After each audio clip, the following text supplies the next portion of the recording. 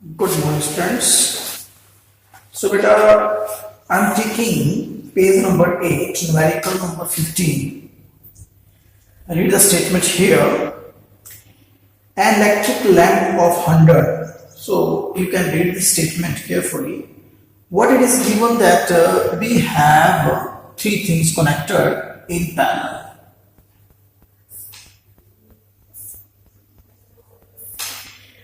First one is the lamp of 100 ohm. Second one is the toaster resistor of 50 ohm. This is the toaster, this is the lamp, this is the roaster.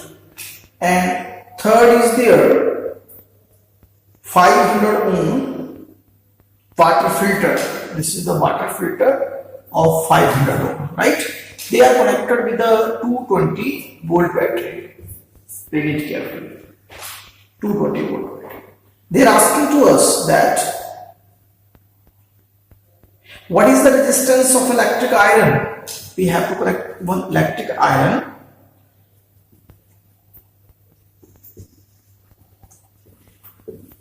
Electrical iron, which we will connect with the same source that takes as much current as all three appliances, and what is the current for it. So we have to find out the resistance of this electric iron, whose resistance is equal to this. You know, they are in a parallel. It's easy to find out their resistance. 1 over Rp, 1 over 100, 1 over 50, 1 over 500, and 500 is the LCM. 5 here, 10 here, 1 here, and you can see this is, and Rp is 500 over 60, meaning is approximately this. So we have calculated, right? Now the question is that we have to find out the current also, that as much they are withdrawing, the same will withdraw, right? So current, what they will withdraw, I only say that current is equal to V over R. V over R. V is 220. R is, we can write this 500 over 60, right? And when we do the multiplication, we will find out divisions, we will find out this thing, that this is the answer. Okay, right, beta? Now the numerical on page number 9. Page number 9. See the statement. They are saying that what are the advantages of connecting electrical devices in parallel with the battery instead of connecting them in series? In detail, we will study in the next chapter, beta, domestic circuit.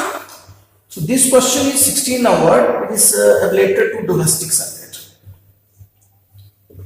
घर का जो सारा circuit होता है वो actual parallel ਦੇ ਵਿੱਚ ਹੁੰਦਾ ਹੈ ਇਸ ਤਰ੍ਹਾਂ ਬੇਟਾ, ठीक है?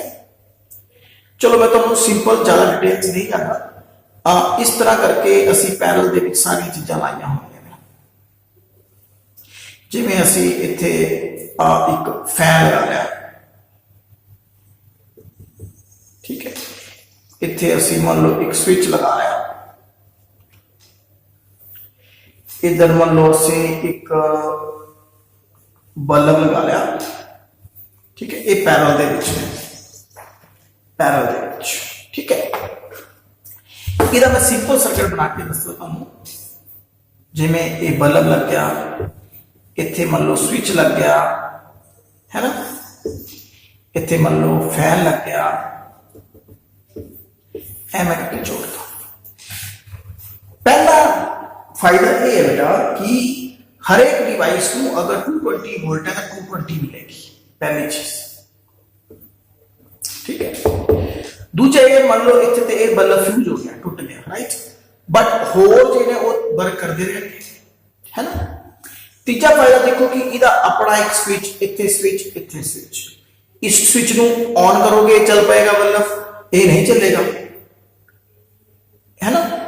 इसको ऑन करोगे तो ये चलेगा। अपना अपना सबका अपना स्विच हो सकता है, राइट?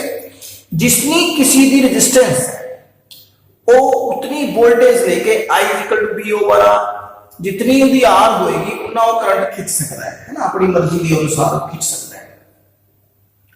ये कुछ डोमेस्टिकली फायदे होते हैं। एक बार फिर रिपीट करूंगा, सब नालों अलग अलग वोल्टेज मिलती है। नंबर 1, स्विच सब नालों अलग अलग होता है। नंबर 2, नंबर 3, अगर एक वर्क करना बंद कर देता है सारे अदर्स नहीं करते, चलते रहते हैं।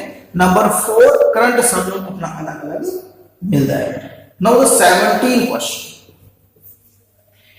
सिंपल है कि साडे कोल एक 2 ओम है, एक 3 ओम रजिस्टर है, एक 6 ओम है। इहदे तो ਅਸੀਂ 4 ओम बनाना है, इहदे तो ਅਸੀਂ 1 ओम बनाना है। ठीक है, हुण तुसीं देखो 4 ओम जो है वो इस तो बड़ा है, मतलब ये तो पक्का है कि सीरीज च लगेगा। इससे बड़ा ताही ज्यादा आएगा रेजिस्टेंस 2 ओम। और 3 और 6 ਨੂੰ ਤੁਸੀਂ पैरेलल ला लो। हिट एंड ट्रायल मेथड है, मैं ਤੁਹਾਨੂੰ पहले भी दस चुकिया सी कि जिवें मैं ਤੁਹਾਨੂੰ ਕਿਹਾ 14 ਨੂੰ 2 ਨਾਲ ਡਿਵਾਈਡ ਕਰੋ, ਤੁਸੀਂ ਟੇਬਲ ਕਰਦੇ ਹੋ 7 ਤੱਕ ਜਾਂਦੇ ਹੋ, ਤੁਹਾਨੂੰ ਪਤਾ ਲੱਗ ਜਾਂਦਾ ਕਿ ਉਹ ਇਕੱਠ ਹੋ ਰਿਹਾ, राइट। ये 2 बन गया और 3 और 6 ਦਾ ਤੁਸੀਂ रेसिप्रोकल करो, 4 बन के 2 बन के 4 बन जाएगा, राइट। 1 के सारे ਦੇ ਛੋਟਾ ਹੈ, सामने पता लग रहा है कि ਇਹਨਾਂ ਨੂੰ ਸਭਨਾਂ ਨੂੰ ਅਸੀਂ ਪੈरेलल ਚ ਜੋੜਨਾ है। ਤੁਸੀਂ ਚੈੱਕ ਕਰ ਸਕਦੇ ਹੋ पैरेलल ਚ ਜੋੜ ਕੇ resistance 1, right. Now page number 10 आया। 18 ਅਸੀਂ ऑलरेडी कर चुके। How does the cord of electrical heater, question है कि हीटर ਦੇ ਵਿੱਚ ਇੱਕ ਤਾਰ ਲੱਗੀ ਹੁੰਦੀ ਹੈ, ਉਹ ਗਰਮ ਨਹੀਂ ਹੁੰਦੀ। व्हाट द एलिमेंट गर्म हो जाता है कि देखो ये 2 वायर आ रही होंगे और ये हीटर ਦੇ ਵਿੱਚ ਇੱਕ ਫਿਲਾमेंट ਲੱਗਿਆ ਹੁੰਦਾ ਹੈ, ਉਹਦੇ ਵਿੱਚ ਜਾ ਰਹੀਆਂ ਹੁੰਦੀਆਂ ਨੇ। ਇਹ ਬਿਲਕੁਲ गर्म नहीं ਹੁੰਦਾ है ना, लेकिन ये जो एलिमेंट है ये गर्म हो जाता है। This is the question. Same current इधरों जा रहा, सेम इधर विच गया, लेकिन ये वाइट हॉट हो गया, क्यों? और ये नहीं होया, रीजन ये है कि कॉपर जो है वो बहुत बढ़िया कंडक्टर है, उसकी रेजिस्टेंस रेजिस्टिविटी बोलो चाहे रेजिस्टेंस बोलो, उसकी आर बहुत घट है। आर घट होने के कारण H is equal to I square R. I same दोनों च आर सेम टाइम ले करंट फ्लो हो रहा।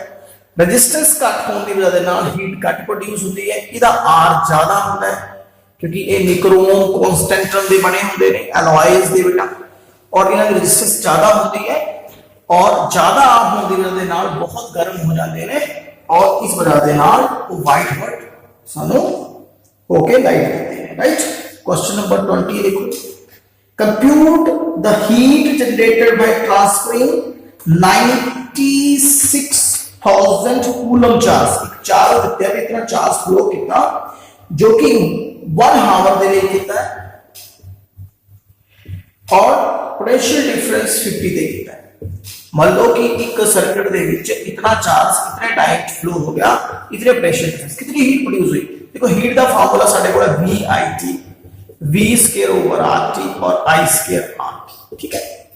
ਹੁਣ ਦੇ ਵਿੱਚ ਤੁਸੀਂ ਦੇਖੋ कि V ਦਿੱਤਾ ਹੋਇਆ, T ਦਿੱਤਾ ਹੋਇਆ, पर I नहीं ਦਿੱਤਾ। I ਤੁਸੀਂ ਕਿੱਥੋਂ ਕੱਢ ਲੋਗੇ, क्या ओवर T है ना, दिख रही है।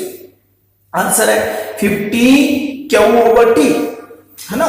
डेफिनेशन कितनी ना, current is equal to charge over time rate of flow of charge, पहले डेफिनेशन। एंड टाइम टी नाल टी कट गया है, इनफैक्ट इस टाइम की लोड ही नहीं है होता। फिलहाल 50 इंटू 96,000 मल्टीप्लाई करोगे 4.8 इंटू 10⁻6 जूल्स बन जाएगा। ओके बेटा, नो पेज नंबर 11 आया, ठीक है। 11 पेज के ऊपर पहला न्यूमेरिकल है an electric arm of resistance. ये छोड़ न्यूमेरिकल्स ने कहते कि इलेक्ट्रिक आयरन है कि ओह 20 ओम रेजिस्टेंस है, उसके ऊपर इतना करंट 5 एम्पीयर जा रहा है। कैलकुलेट द हीट प्रोड्यूस, फिर वही formula H is I square RT। I देता है, R देता है और टाइम सेकंड देते हुए मल्टीप्लाई करोगे तो आंसर आ गया।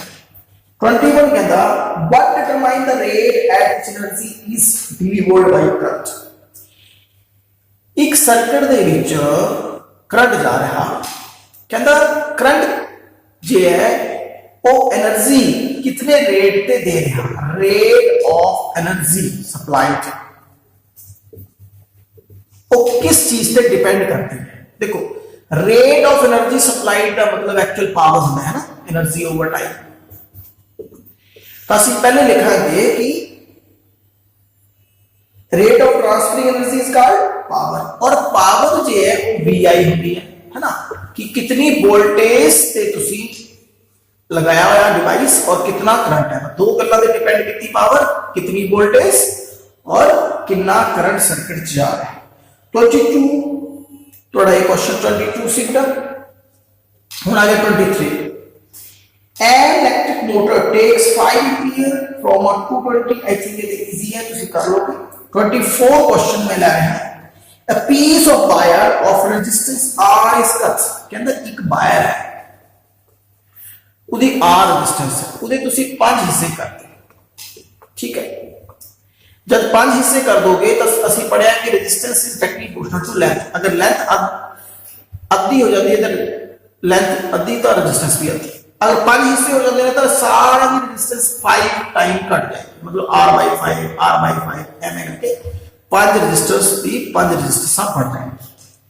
कहते ਤੁਸੀਂ ਇਹਨਾਂ ਨੂੰ ਪੈਰਲਲ ਚ जोड़ो, फिर R/R' करो, कहते पैरलल च जोड़ के जो रेजिस्टेंस आएगी वो ये आएगी R/5, R/5, देखो समझ रहे बेटा,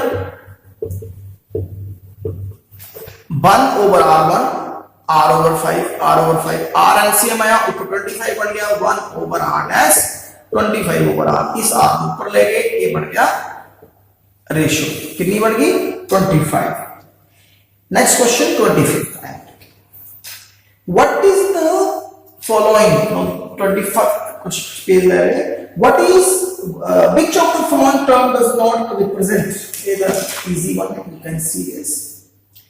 नेक्स्ट 26 में ले रहे हैं बेटा, 26 ध्यान से देखो, मैं एक छोटा जिहा इलेक्ट्रिक बल्ब वाला क्वेश्चन जो है बेटा, मैं तुहानू स्टार्टिंग से दस्सिया सी कि बल्ब जो होंदे ने उन्हां दे ऊपर ऑलरेडी लिखिया होंदा दो गल्लां, 220 वोल्ट एंड 100 वाट। मतलब कहने का यह है कि ये 220 वोल्ट ते ही इतनी पावर ते काम करेगा, अगर यदि वोल्टेज तुसी चेंज कर दोगे तो पावर यदि चेंज हो जाएगी, ठीक है, पावर चेंज हो जाएगी। तुसी एक बल्ब है, एक बल्ब तुसी मान लो एक बैटरी ते लिया, बैटरी होंगी ना सैल वाली बेटा, 2 सैल वाली बैटरी ले ली तुसी, 2 सैल लगे हैं, तो वो बल्ब उतनी लाइट नहीं देगा जितनी कि वो 3 सैल वाली बैटरी दे देगा। क्यों? 3 सैल से वोल्टेज ज्यादा होगी, सैल ने ज्यादा वोल्टेज देती है ना, समझा नहीं तुम गल बेटा। मतलब कहने का यह है कि अच्छा देखो एक गल मैं तुम समझावा, तुम बड़े आसान समझोगे कि अगर 3 सैल वाली बैटरी भी है, वो बहुत यूज कर चुके जब काफी महीने बाद अस जलाइए तो वो डिम हो जाती है, वही बल्ब है लेकिन वो लाइट डिम हो जाती है। क्यों? वो सैल खत्म हो चुके, डेड हो रहे हैं, उन्होंने वोल्टेज घट, मतलब वोल्टेज मैटर करती है पावर में, जितनी लाइट उतनी पावर, है ना। तो ये कहते भी तुसी पहले बल्ब एम एल आया फिर एम एल आया, इस कंडीशन तो पावर कितनी हो जाएगी। बल्ब एक जगह ते दूसरी जगह लाया अलग वोल्टेज, तक एक चीज तो चेंज सेम रही है ना, बल्ब वही बल्ब लाया है, मतलब क्या बल्ब की रेजिस्टेंस सेम रही है। इतने इस कंडीशन से रेजिस्टेंस करो और इस कंडीशन से पुट करो, थोड़ी इतनी पावर आ जाएगी। जिम्मे इतने रेजिस्टेंस करी, R is B square over P1, 220 square over power is 100 और तुसी कढ़िया 484 ओम आ गई। यही रेजिस्टेंस इतने है, power is B square over R, 110 square over 484, right. तो तुसी कढ़ी है पावर 25 वाट आ जाएगी, राइट। तो पावर कट गई, देखो पावर अगर वोल्टेज कट गई है तो पावर भी कट हो गई है। Now let us have 27th question. 2 conducting wires में और वो वायर्स सेम मटेरियल दिया बनिया ने, उन्होंने पहले सीरीज चलाया और उन्होंने पैरल चलाया, ठीक है। सीरीज चला के उन्होंने कुछ हीट प्रोड्यूस की थी और पैरल चला के भी उन्होंने कुछ हीट प्रोड्यूस की थी। क्वेश्चन ये भी इथे कितनी की, इथे कितनी की, उन्होंने रेशियो ले लो। देखो हीट का फार्मूला होता है V square over R, R series वाला, इतने वोल्टेज सेम रख रहे हैं, है ना। तो इत्थे जो रेजिस्टेंस है वो 2R बन जाएगी और इत्थे जो रेजिस्टेंस है वो R/2 बन जाएगी। अगर असी इन्हां दी रेशियो ले लेंगे तो देखो V²/2R into T and U उल्टा हो गया बेटा, है ना, 2B² into T, B² T ने इसको काट लिया, R ने R को काट लिया, है ना, T ने T को काट लिया, कितनी बन गई है 1/4, तो ये रेशियो बन जाती है बेटा, राइट।